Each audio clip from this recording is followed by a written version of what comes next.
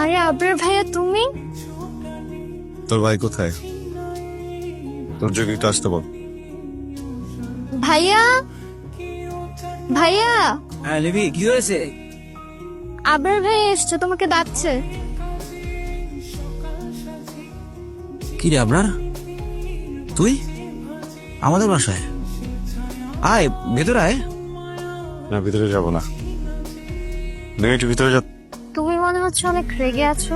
ভিতরে যেতে বললাম তো। লেমি তুই ভেতরে যা। জি ভাইয়া। অফিস লাইফ কেমন যাচ্ছে? যাচ্ছে। 3টা অফিস সুইচ করে ফাইনালি এই জবটাতে আমি খুব শান্তি পাচ্ছি। ভালোই যাচ্ছে। এরা আমি তোর যোগে সরি বলেছি। বাবা খুশি হবেন জানলে। আসলে তুমি তুর্যকে সরি বলেছো? সরি বলার সময় ভেতরে একটু জ্বলন কাজ করছিল, কিন্তু বলে ফেললাম। আবরার, মানুষ সরি বলে ছোট হয় না। একটা মানুষ কখন বড় হয় জানো? কখন? যখন মানুষটা সরি বলতে শিখে। তুমি বড় হচ্ছ, দিন দিন বড় হচ্ছ। বড় হওয়ার প্রথম ধাপে পা দিয়েছ। বাহ,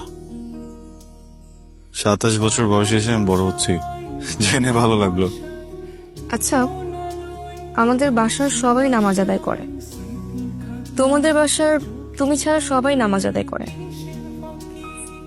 ছোট্ট একটা ছেলে ফায়াজ, সেও নামাজ আদায় করে। তুমি নামাজ আদায় করো না কেন? করবো করবো বলে করা হচ্ছে না। আমি চেষ্টা করবো এখন থেকে। সাহস করে একদিন 5 ওয়াক্ত নামাজ আদায় করো। নিজেকে নামাজি করার জন্য 1 মাস সময় দাও।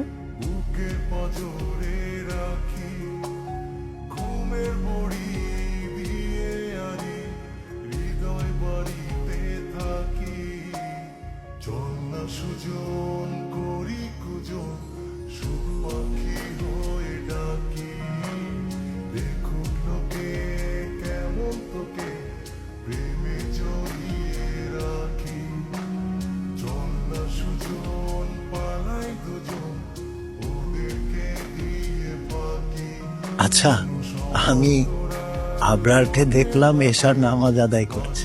কি বলো, আমাদের আবরার? বাহ, এটা তো খুবই ভালো সংবাদ।